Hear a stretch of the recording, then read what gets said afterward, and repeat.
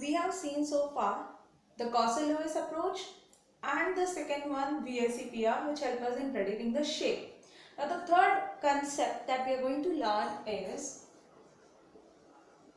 valence bond theory, which is also called as VBT. This theory will help us to explain how is the bonding between the atom and a molecule taking place. ठीक है, इसे octet rule नहीं consider होगा यहाँ पे. Covalent bond किस तरह से बनता है, कौन से ऑर्बिटल एक दूसरे के साथ ओवरलैप करते हैं, किस तरह से एक मॉलिक्यूल स्टेबल होता है, एनर्जी प्रोफाइल और क्वांटम मैकेनिक्स को कंसिडर करते हुए ये थियोरेटिकल एस्पेक्ट दिया गया है, which is valence bond theory. And this theory was actually been given first by the scientist named Heitlier along with his co-friend Landau, and they both suggested few things that helped in the development of VBT in the year 1927. ठीक है, इन्होंने Schrodinger equation का use कर कर एक concept बनाया, wave concept, dual character को consider कर कर कि ऑर्बिटल्स, जिस ऑर्बिटल में इलेक्ट्रॉन होते हैं वो किस तरह से ओवरलैप और मिक्स करते हैं और कैसे एक मॉलिक्यूल बनता है. Initial concept was given by them and then it was later on modified. इन्हीं के काम को थोड़ा सा मॉडिफाई किया था पॉलिंग और उसके कुछ फ्रेंड्स ने मिलकर. बेसिकली पॉलिंग का ही मेन आइडिया था और ये कंसिडर करता है, ये जो थ्योरी है that basically deals with the energy considerations. It takes into consideration the energy terms. Energy profile की मदद से बताता है ये मॉलिक्यूल कैसे स्टेबल हो रहा है. We normally tell minimum energy is maximum stability and how, why, which is the point at which we have minimum energy, that has been explained by VBT. ठीक है, and it takes, we need to understand in VBT two basic terms. ये दो basic terms को explain करता है. The first term that it explains completely is, the first term it tells us about overlapping concept. दो नए concept ये बताता है. एक है overlapping of orbitals. जिस सेंट्रल एटम या जिस एटम के साथ दो एटम मिक्स होकर एक बॉन्ड बना रहे हैं, दोनों एटम के पास वैलेंस ऑर्बिटल है जिसमें एक एक अनपेयर्ड इलेक्ट्रॉन है, वो आपस में ओवरलैप करते हैं. तो ओवरलैपिंग का कंसेप्ट यहाँ पे समझाया गया है, वो हम आगे डिस्कस करेंगे. So we will see the concept of overlapping and the second term that it takes into consideration is hybridisation. And then it explains the molecule, how is the bond formation in a molecule taking place. So this is basic about VBT. Now it considered first, the molecule that was considered by them was hydrogen molecule, which takes into consideration. और energy किस तरह से उन्होंने consider की, इन्होंने कहा जब दो एटम होते हैं, मान लेते हैं ये एक न्यूक्लियस फर्स्ट हाइड्रोजन ए का है, ये न्यूक्लियस है, और ये दूसरा हाइड्रोजन का है, न्यूक्लियस एच. जब दोनों एटम दूर दूर होते हैं तो उनमें कोई भी फोर्स ऑफ अट्रैक्शन नहीं होता. ठीक है, डिस्टेंस बहुत ज्यादा है, there is no force of attraction, fine, and they have maximum energy at that time. दोनों के पास एक एक इलेक्ट्रॉन है. But when they come closer there are certain force that starts to operate between them. जब ये थोड़े से पास आते हैं तो इनके बीच में कुछ फोर्स शुरू हो जाता है एक्सपीरियंस करना. जैसे कि इसका जो न्यूक्लियस है, I will mark this as Na, और इसके पास एक इलेक्ट्रॉन है वो है Ea. इसका जो न्यूक्लियस है लेट दैट बी Nb, और इसका जो इलेक्ट्रॉन है लेट दैट बी Eb. इसका न्यूक्लियस जो फर्स्ट एटम है वो दूसरे एटम के इलेक्ट्रॉन को क्या कर रहा है, अट्रैक्ट कर रहा है. सो this is the first attractive force that you experience. Similarly जो न्यूक्लियस सेकेंड है वो फर्स्ट के इलेक्ट्रॉन की तरफ भी अट्रैक्शन एक्सपीरियंस करेगा. ठीक है, this are the force of attraction new. साथ साथ इसका न्यूक्लियस इसके इलेक्ट्रॉन को लाइक करता है, इसका न्यूक्लियस इसके इलेक्ट्रॉन को लाइक करता है. Other thing is when they come much closer the repulsive force will start to operate. And the repulsive is, जब दो एटम पास आते हैं तो इसका इलेक्ट्रॉन इसके इलेक्ट्रॉन से क्या करेगा, they will start to repel each other. उसी तरह से इसका न्यूक्लियस इसके न्यूक्लियस से क्या करेगा, रिपल करेगा. So we have two attractive force, 2 repulsive force. When the two atoms are coming close together, these new forces start to operate. ये नए फोर्स है. Na Ea को तो लाइक करता है, ये तो पुराना फोर्स था. Nb Eb को लाइक करता है, वो पुराना फोर्स था. बट जैसे ही क्लोज आते हैं तो ये नए फोर्स भी शुरू हो जाते हैं. कुछ अट्रैक्टिव है, कुछ रिपल्सिव है. But the magnitude of attractive force is much greater than that of the repulsive force. That is why the two hydrogen atoms come closer and they unite together to form a molecule of hydrogen. तब जाकर एक H2 molecule बनता है. ये nucleus A है, ये nucleus B है. यहाँ पे इलेक्ट्रॉन की डेंसिटी ज्यादा होती है, ठीक है. यहाँ पे Ea और Eb रहते हैं, बट इतने क्लोज भी नहीं है कि रिपल ज्यादा करें. तो यहाँ पर मैं ये नहीं कह रही तो इलेक्ट्रॉन आगे तो रिपल्शन है ही नहीं है, बट अट्रैक्टिव फोर्स इतना ज्यादा है कि वो उसको कम कर देगा, ओवरकम कर देगा रिपल्सिव फोर्स को. So this is the energy factor that has been taking place, and it is a graph is plotted to know what do we mean by bond length. कब तक ये कितने क्लोज आते हैं, ठीक है. तो हम क्या करते हैं, एनर्जी डायग्राम ड्रॉ करते हैं. यहाँ पर है inter nuclear distance, that is दो एटम के न्यूक्लियस के बीच का डिस्टेंस, इंटर न्यूक्लियर डिस्टेंस. और यहाँ पे ड्रॉ करते हैं पोटेंशियल एनर्जी, दोनों एटम के बीच की जो एनर्जी है, ठीक है. इनिशियली इंटर न्यूक्लियर डिस्टेंस बहुत दूर थे दोनों atom, it was somewhere here, maximum distance. जब दो एटम क्लोज आते हैं तो दिखता क्या है, initially the two atoms were far, when they come close together the energy drops and reaches a minimum, and then it increases and goes on increasing, ठीक है. So this drop is the point at which minimum energy सबसे minimum है इस point पे. The point of minimum energy is maximum stability, and this point, this distance from here to this point, ये जो internuclear distance है इसको कहते हैं bond length. This distance d naught is the length that is the two atoms have overlap with each other. शुरुआत में दोनों molecule दूर दूर थे, they were far apart. They started to come closer and finally they overlapped with each other. When they started to share the electron, they attained minimum energy, maximum stability. और फिर अगर हम और पास लाओगे तो रिपल्शन बढ़ जाएंगे. रिपल्शन बढ़ने से वो क्लोज आ रहे हैं तो एनर्जी ज्यादा हो रही है, स्टेबिलिटी कम हो रही है. ऐसे कर एक टाइम आएगा जब वो बॉन्ड क्या हो जाएगा, what will happen, they are not becoming stable at all. You see energy increases rapidly. So what happens is potential energy is going on decreasing as the internuclear distance is going on decreasing. At a particular point it has minimum energy and that point is called as internuclear distance.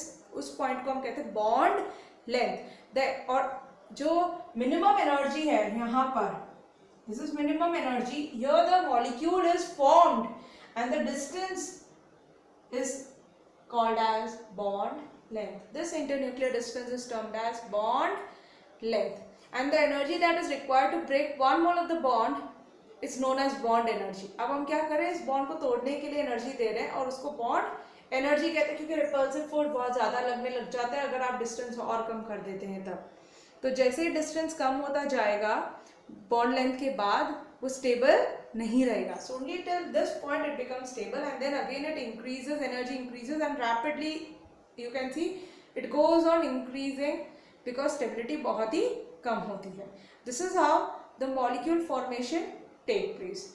And now what is the orbital concept. Energy consideration पता किया उन्होंने, और first concept जो VBT consider करता है that is about overlapping of orbitals during covalent bond formation. इनके according एक covalent bond is form by the overlap of two half filled orbitals. Covalent bond बनता कैसे है, a covalent bond is form by the overlapping of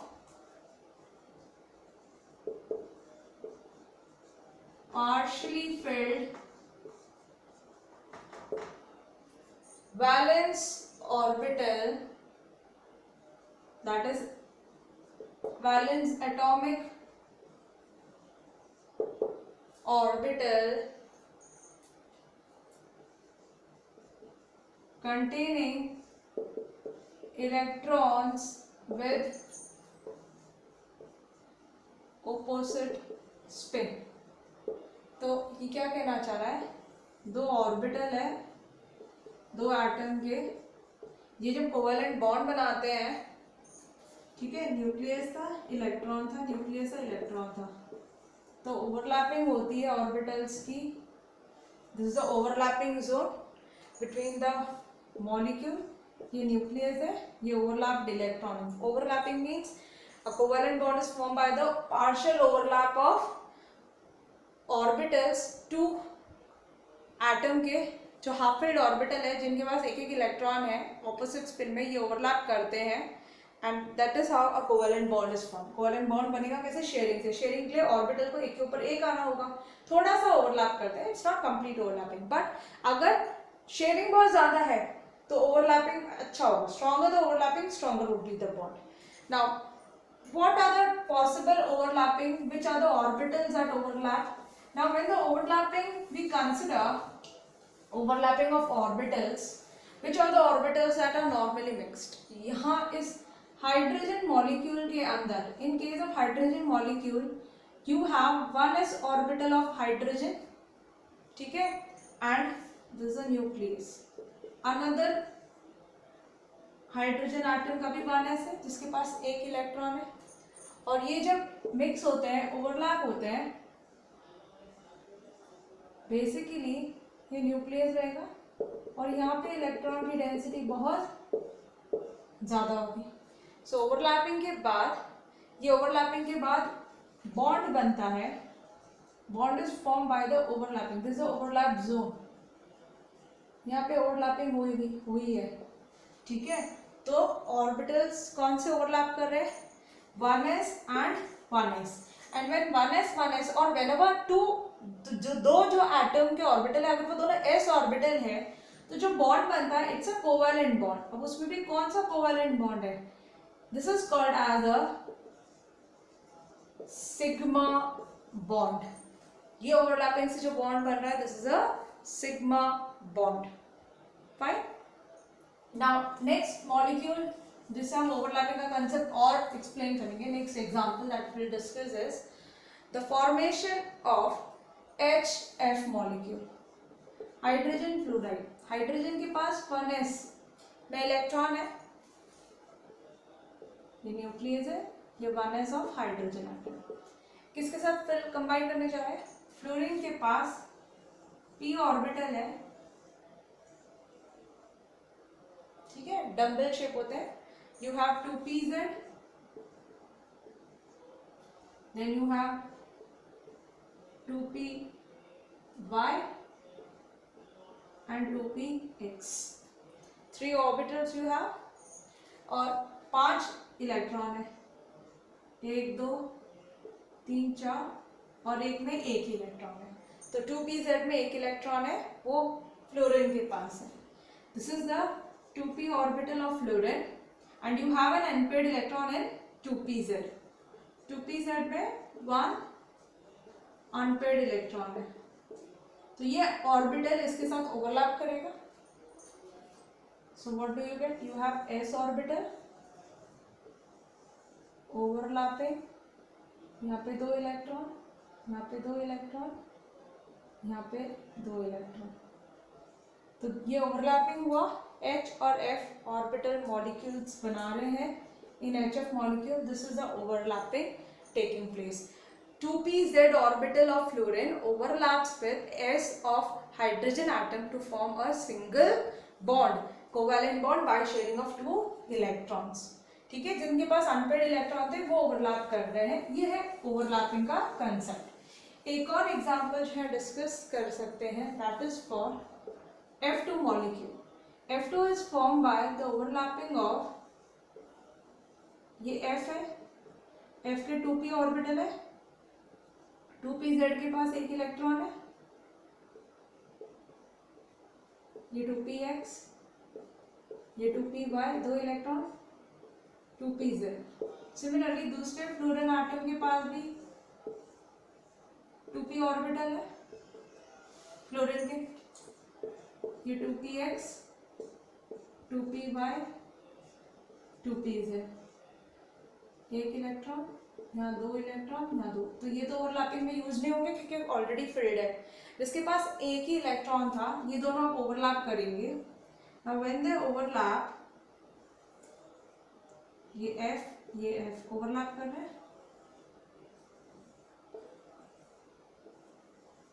और यहाँ पे 2 electron आ जाएंगे तो F2 मॉलिक्यूल बन गया। यहाँ ऑलरेडी 2 थे, ये 2 थे, तो जिस ऑर्बिटल के पास अनपेड इलेक्ट्रॉन थे यानी कि एक ही इलेक्ट्रॉन थे जो फिल्ड नहीं था, हाफ फिल्ड था, वो ओवरलैप करता है। Now this is the formation of F2 molecule. So this is the overlapping concept, right. So overlapping बता दिया गया है। Now we shall see due to overlapping along which axis is the overlapping taking place। Overlapping कैसे हो रही है उसके according दो तरह के कोवेलेंट बॉन्ड बनते हैं। So we shall discuss now the types of covalent bond based on overlapping concept. तो ओवरलैपिंग कंसेप्ट के according how many type of covalent bond do we have. So based on the overlapping we will see the type of covalent bond. तो types of covalent bond based on overlapping, जो VBT explain कर रहा है।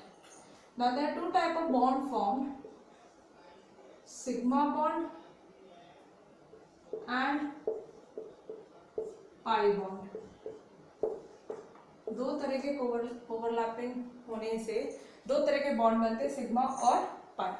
अब ये बनते कैसे?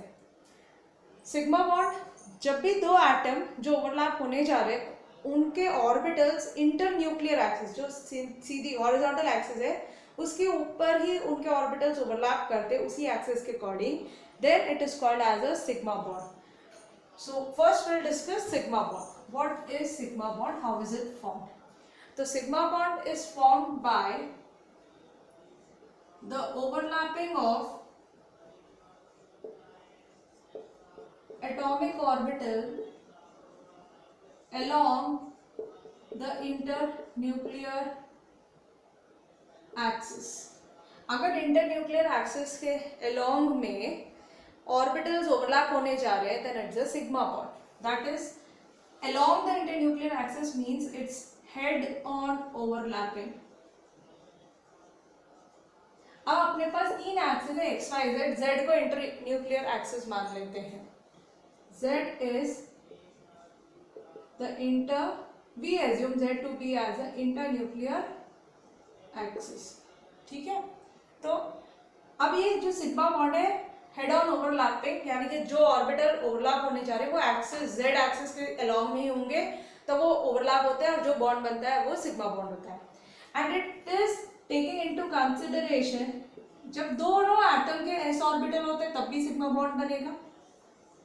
तो हाइड्रोजन में 1s, दूसरे हाइड्रोजन के 1s, तो इसका ये z एक्सिस है। हाइड्रोजन स्फेरिकल शेप का होता है, 1s 1s, तो अलोंग द z एक्सिस ही है इसके पास एक एक electron, and you have the bond formation by the overlapping, right, and this is along the axis itself.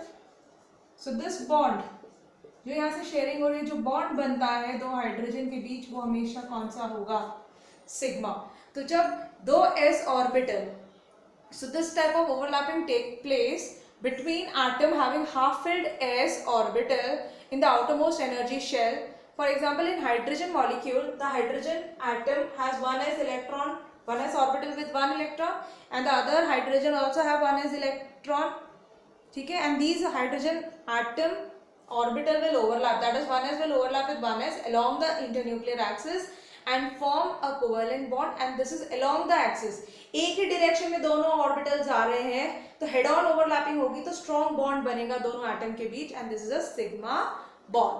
तो सिग्मा बॉन्ड कब बनता है? जब दो s ऑर्बिटल मिक्स होते हैं तब। And the other possibility is, और कब बन सकते हैं? जब जब एक एटम का s दूसरे के p, वो भी अगर z है, अगर इंटरन्यूक्लियर एक्सिस z है तो कौन से ऑर्बिटल के साथ वो ओवरलैप हो रहा है?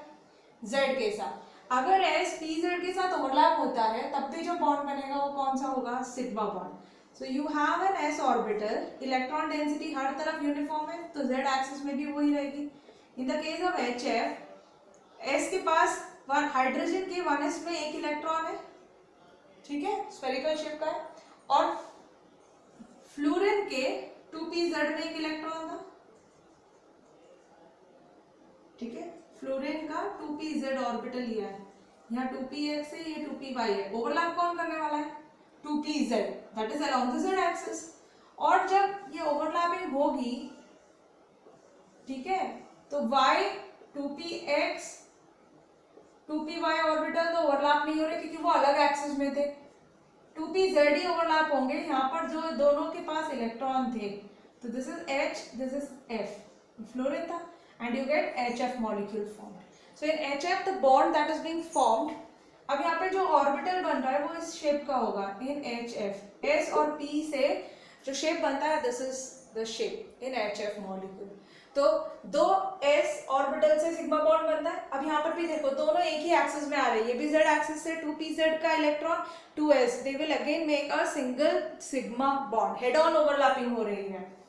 Next possibility is when the two atoms that combine are going to overlap with the p orbital both in the same direction। तो इंटरन्यूक्लियर एक्सिस के साथ में ही ऑर्बिटल्स अगर ओवरलैप करने जा रहे हैं, ये 2pz है, फ्लोरीन का एक इलेक्ट्रॉन था, दूसरा भी 2pz है, फ्लोरीन का जिसके पास एक इलेक्ट्रॉन था, ये दोनों ओवरलैप होंगे, हेड ऑन ओवरलैपिंग है, एक ही एक्सिस में ओवरलैप करने जा रहा है। So here you get the fluorine molecule, ये F, ये F, F2 बन गया, और ये जो बॉन्ड है वो भी सिग्मा बॉन्ड है, हेड ऑन ओवरलैपिंग। तो अगर इंटरन्यूक्लियर एक्सिस के अलोंग में ऑर्बिटल्स जो ओवरलैप करने जा रहे हैं वो एक्सिस के अलोंग में आते हैं और ओवरलैप होते हैं, then it is the sigma bond. So sigma bond is form when two atoms are overlapping the atomic orbital along the internuclear axis, which is also meant by head-on overlapping। तो head-on overlapping से sigma bond बनता है, ठीक है। तो this is about head-on overlapping, and head-on overlapping results in tight bond, and between two atoms the first bond always formed is always a sigma bond। दो atom के बीच जो bond हमेशा बनेगा वो सिग्मा होगा। Now let's discuss the second type of bond formation called as pi bond। How is pi bond formed? It is always formed by the sideways or lateral overlapping of orbitals। Lateral या sideways overlapping of p orbitals and that too perpendicular to the internuclear axis। तो ये मेरी internuclear axis है, ठीक है, से suppose oxygen molecule के अंदर, तो अगर एक p ऑर्बिटल है जो परपेंडिकुलर है z के, ये मान लेते हैं 2px है, z इंटरन्यूक्लियर एक्सिस के परपेंडिकुलर में, दूसरे एटम का भी ये इंटरन्यूक्लियर एक्सिस के परपेंडिकुलर 2px ऑर्बिटल है, इसके पास भी इलेक्ट्रॉन है, इसके पास भी इलेक्ट्रॉन है, तो ये ओवरलैप करेंगे, और जब ये दो p ऑर्बिटल ओवरलैप करते हैं तो along the z axis कोई भी ओवरलैपिंग नहीं हो रही, प्लेन के ऊपर ओवरलैपिंग हुई, प्लेन के नीचे ओवरलैपिंग हुई, और ये ओवरलैपिंग हेड ऑन इस तरह से हो रही है। अगर ये मेरा इंटरन्यूक्लियर एक्सिस है, दोनों ऑर्बिटल साइडवेज ओवरलैप कर रहे हैं, तो ऊपर का पार्ट ऊपर से नीचे का, तब जाकर एक बॉन्ड बनता है। अब यहाँ पर फ्री मूवमेंट नहीं होगा, दोनों ऑर्बिटल परपेंडिकुलर है, मूव नहीं कर सकते, बॉन्ड फिक्स हो चुका गया है, तो pi bond freely rotation possible नहीं करवाता, ठीक है, and it is form by the lateral overlapping and these orbital are perpendicular to the internuclear axis. तो px के साथ ओवरलैप करेगा, py के साथ ही करेगा, तब जाकर जो बॉन्ड बनता है that is called as a pi bond. अब यहाँ पे क्या होती है, इसमें इलेक्ट्रॉन की डेंसिटी ऊपर है और इलेक्ट्रॉन की डेंसिटी बिल्कुल नीचे उतनी ही है। इस एक्सिस में कोई भी इलेक्ट्रॉन प्रेजेंट नहीं है, तो इलेक्ट्रॉन जो क्लाउड है वो ऊपर है प्लेन के या फिर प्लेन के नीचे है। उस जेड एक्सिस में इलेक्ट्रॉन बिल्कुल भी प्रेजेंट नहीं है। देखो ओवरलैपिंग नहीं हो रही थी, जेड में नोड्स थे, इलेक्ट्रॉन की डेंसिटी 0, तो उस जगह पे ओवरलैपिंग होगी तो कुछ भी नहीं होगा, there is no overlapping, so no electron density. The electron cloud is above and below the plane. तो पाई बॉन्डिंग में p ऑर्बिटल साइडवेज या लेटरल ओवरलैपिंग करते हैं, तो px के साथ ओवरलैप कर सकता है या फिर py if z is a internuclear axis, ठीक है। But x and y won't overlap क्योंकि both are in perpendicular direction, एक का x और एक का y, तो ये ओवरलैप ही नहीं हो पाएंगे, अलग अलग एक्सिस में है। So the two p orbital should be perpendicular and in the same direction, perpendicular to the internuclear axis, and then they overlap in a sideways or lateral, then it's the pi bond formation. pi कभी भी s से नहीं बनता, pi हमेशा p के orbital से ही form होता है, और पाई बॉन्ड एक मॉलिक्यूल में तभी बनेगा जब उसके पास सिग्मा बॉन्ड बन चुका होगा। तो हमेशा एक बॉन्ड दो एटम के बीच बना है वो सिग्मा है, उसके बाद जो बॉन्ड बनते हैं that can be your pi bond. For example, in case of oxygen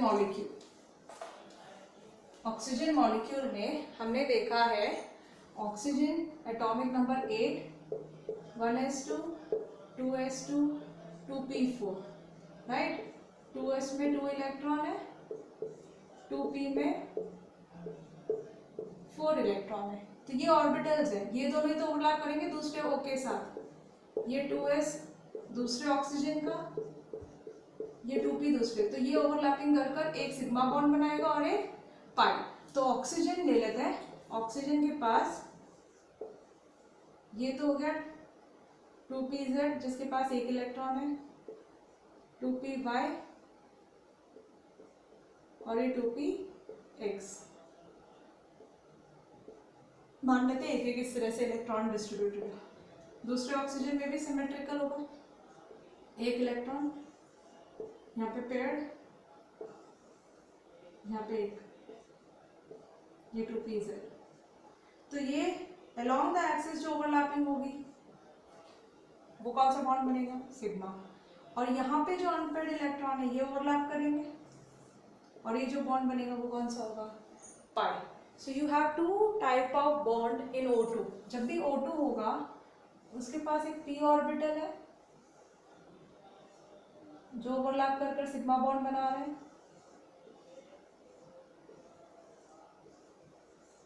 और यहाँ पे एक अनपेयर्ड इलेक्ट्रॉन, यहाँ पे एक अनपेयर्ड, ये ओवरलैप करेंगे और ये पाई बॉन्ड, ये सिग्मा बॉन्ड, ये 2py, 2px, 2pz, 2pz, 2py, 2px, तो सिग्मा और पाई बॉन्ड बन गए। सो this is how a pi bond is formed. So in short we shall see the differences between sigma and pi bond. sigma और pi bond में difference क्या होता है short में डिस्कस कर लेते हैं points, ठीक है।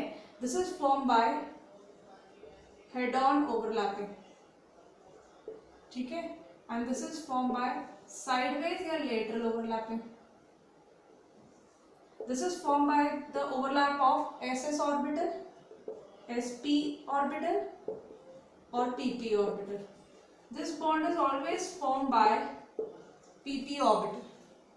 हमेशा ये p orbital के overlapping से बनेगा, right?